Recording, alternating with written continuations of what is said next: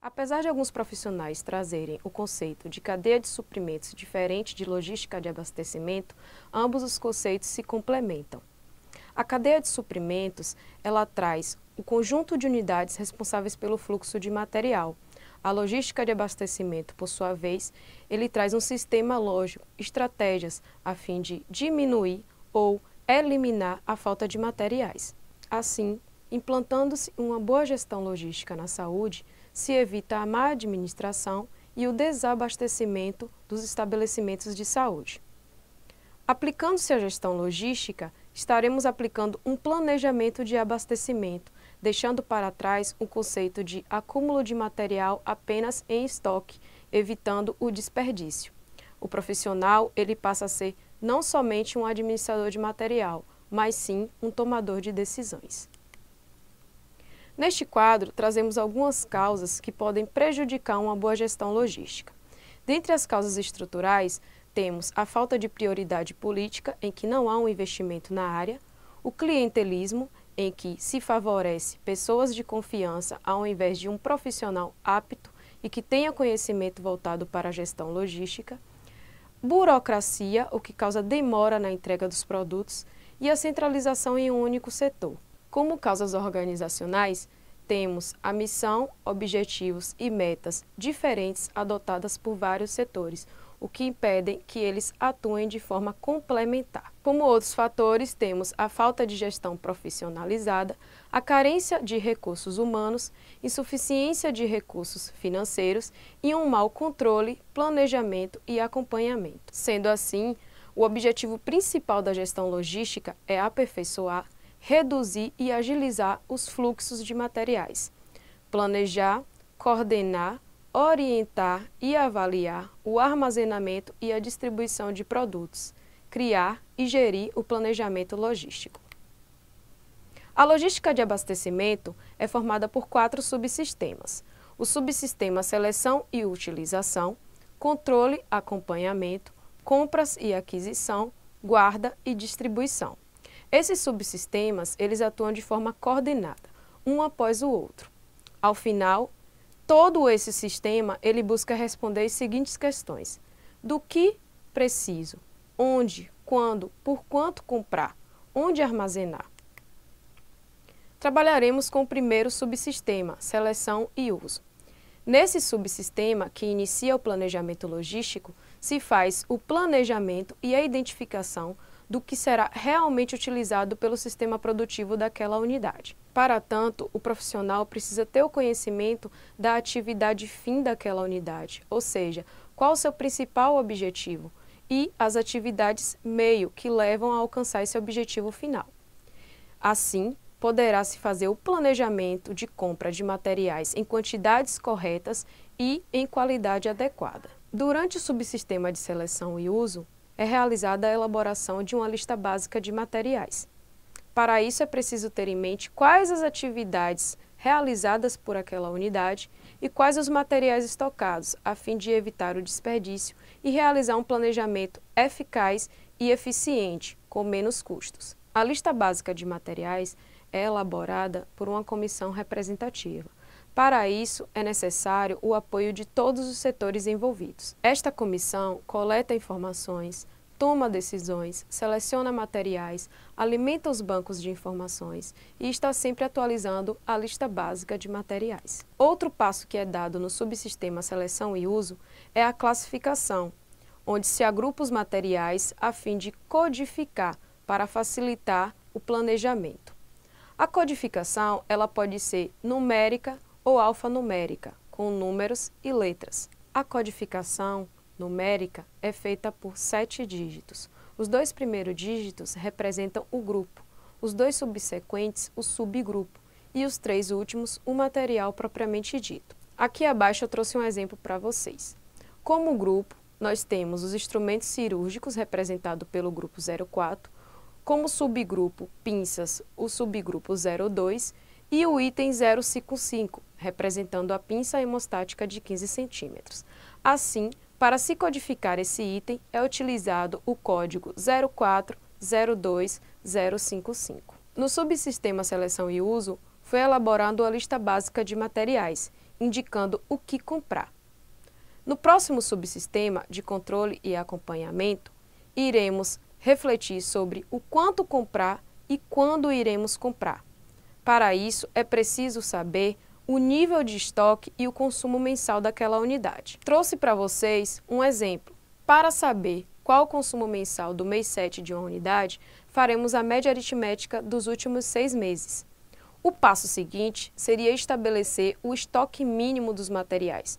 Como seu próprio nome diz, seria a quantidade mínima de materiais naquela unidade. O estoque mínimo, ele é encontrado através da multiplicação entre o consumo mensal e o prazo de reabastecimento. Um determinado estabelecimento de serviço de saúde determinou que o consumo mensal de um material X é igual a 20 unidades e seu prazo de reabastecimento é de 2 meses.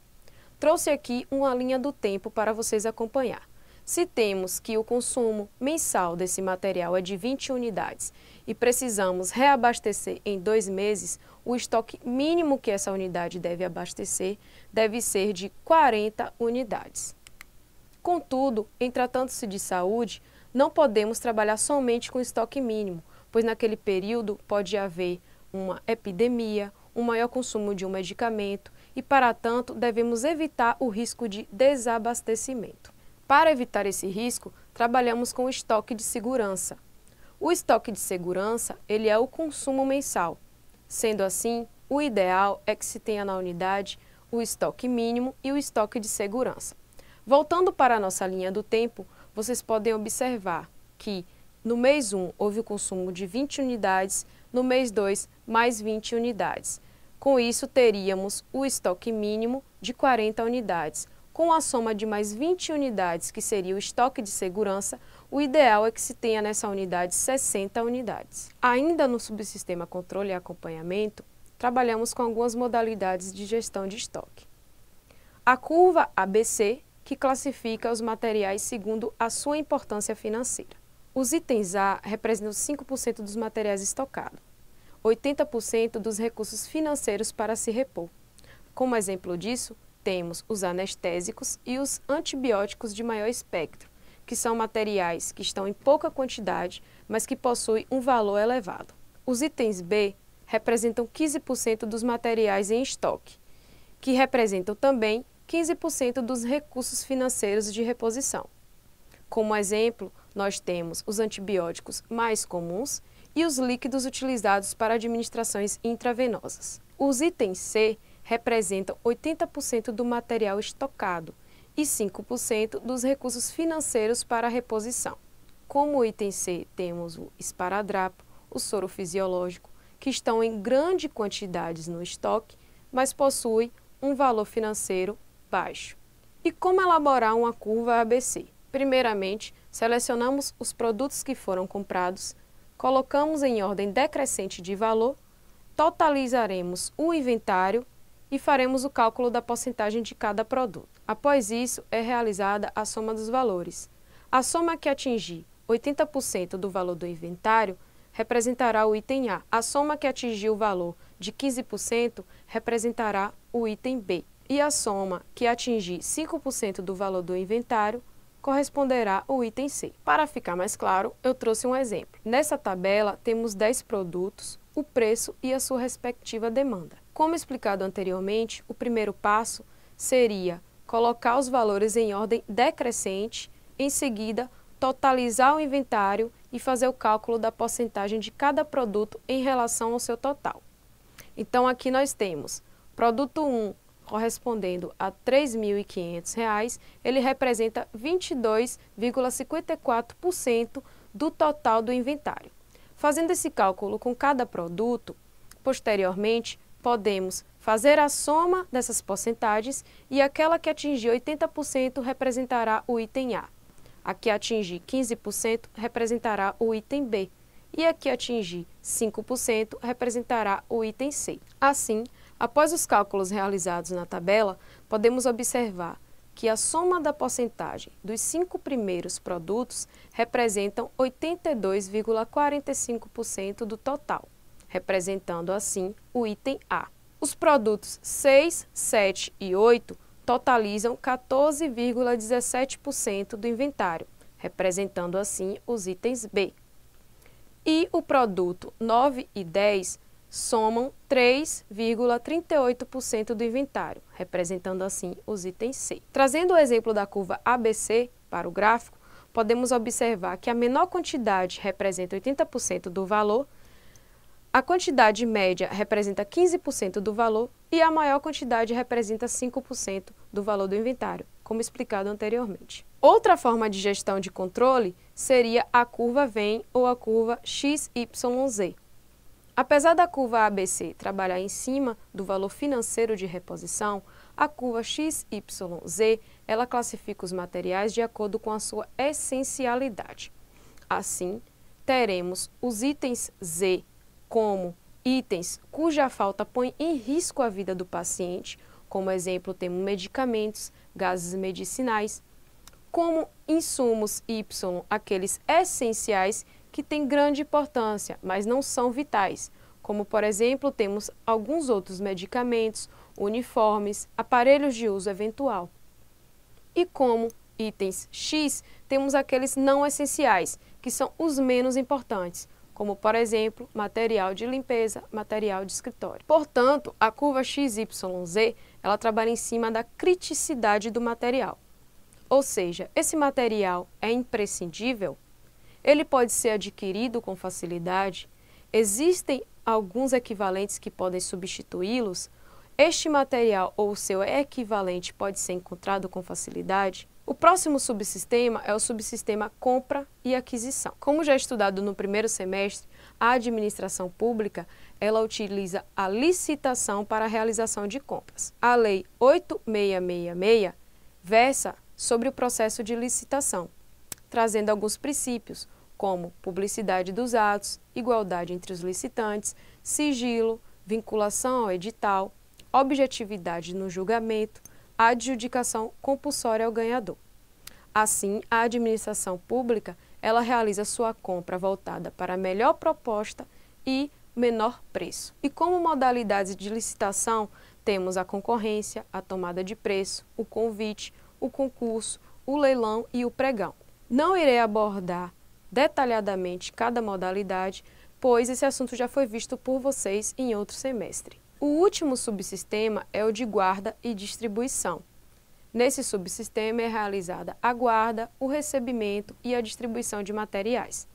Assim, é feita a recepção desse material, conferindo a nota de empenho com a nota de compra, a inspeção da qualidade do produto, se ele possui todas as características solicitadas, a estocagem em local adequado e a distribuição para a unidade correta. Assim como a gestão de materiais, os medicamentos também precisam de uma gestão logística adequada. Estima-se que, em média, 70% das consultas ambulatoriais geram prescrição de medicamentos. O seu uso correto já gera um custo efetivo. Caso utilizado de forma inadequada, gera riscos à saúde e reações adversas, o que, por sua vez, gera novas demandas, maiores custos, a fim de sanar os efeitos indesejados. Outros fatores que podem prejudicar uma boa gestão de medicamentos é o desperdício, o mau uso e os desvios. Assim, colocando em prática uma boa gestão de medicamentos, iremos promover o acesso a medicamentos com qualidade e adequados às necessidades da população. Esta imagem representa o ciclo da assistência farmacêutica. Ela reflete a gestão logística, uma vez que nós temos a seleção do material, a programação, a aquisição ou compra, o seu armazenamento correto, a sua distribuição para as unidades e a sua utilização, que engloba prescrição, dispensação e uso. Assim como a seleção de materiais, na seleção de medicamentos é realizada a elaboração de uma lista de medicamentos essenciais. Essa lista ela é feita por uma comissão de farmácia e terapêutica, de caráter permanente e multiprofissional, a fim de garantir a eficiência, a segurança e a efetividade. A elaboração dessa lista é realizada com base na oferta e no desenho do sistema de saúde.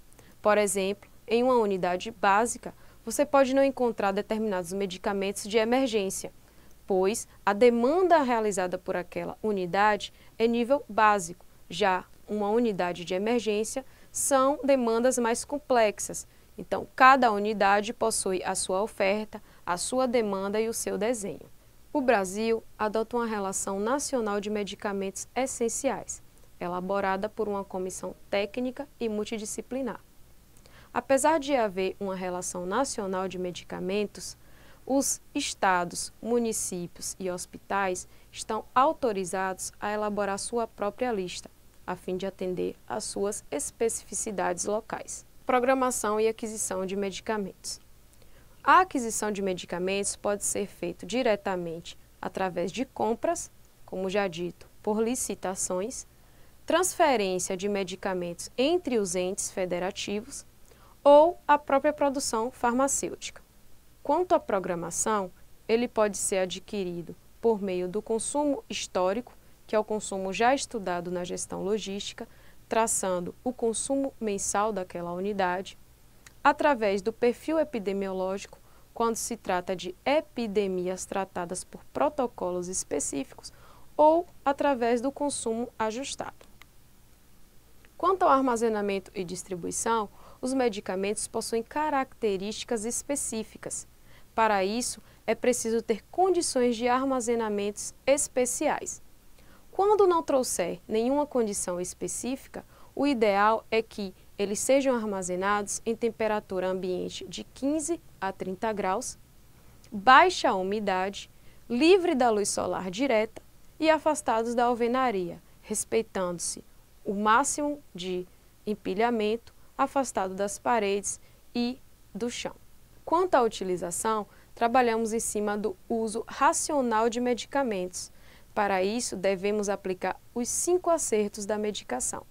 A medicação aplicada na hora certa, no paciente certo, na sua dosagem certa, no horário certo e na via de administração certa. O uso inapropriado de medicamentos podem trazer alguns impactos. Dentre eles, a redução da qualidade terapêutica, resultando em morbidade e mortalidade, o desperdício de recursos, aumentando os custos, o risco de efeitos indesejados, como reações adversas, resistência bacteriana, farmacodependência e alguns impactos psicossociais, algumas crenças ao redor da terapêutica medicamentosa. Vimos a importância da gestão logística dos materiais, dos medicamentos e agora iremos falar um pouco sobre a manutenção e gerenciamento de ambientes hospitalares. A manutenção e gerenciamento desses ambientes permitem um melhor conhecimento acerca da infraestrutura hospitalar e suas necessidades de manutenção, garantindo assim a segurança e a qualidade dos serviços prestados. O ambiente hospitalar é formado por 3 espaços: o espaço edificado, que é o prédio propriamente dito, o espaço ocupado, que é aquele espaço ocupado pelos equipamentos responsáveis pela terapia e diagnóstico, e o espaço instalado, que se refere às instalações elétricas, hidráulicas, mecânicas, dentre outras. O conjunto desses espaços trazem segurança, conforto e utilidade ao paciente, de modo que, havendo um desequilíbrio em qualquer desses espaços, pode haver riscos à sua saúde. Para uma boa manutenção e gerenciamento de ambientes hospitalares, é preciso ter conhecimento da documentação do projeto executivo do prédio e das instalações, o conhecimento das reais necessidades da unidade, a natureza clínica dos seus serviços e os seus equipamentos. O Brasil adota a regulamentação RDC número 50, que trata das normas para projetos físicos de estabelecimentos assistenciais de saúde, produzida pela Agência Nacional de Vigilância Sanitária. Os profissionais de saúde podem utilizar da pesquisa de campo, de levantamentos, inspeções, coleta de informações, a fim de rastrear os possíveis riscos e necessidades de manutenção, para garantir a segurança hospitalar. Outras ações que contribuem para o gerenciamento da manutenção são a calibração de equipamentos, inspeções das unidades, teste de aceitação de materiais, modificações para melhoramentos, reforma, reparo, conserto das unidades e a manutenção preventiva e periódica. Finalizamos aqui a nossa aula. Gostaria de frisar a importância da gestão logística na saúde, gerenciando o planejamento de materiais, medicamentos, manutenção dos espaços, promovendo a segurança e prevenindo os riscos à saúde do paciente. Finalizamos aqui a nossa aula.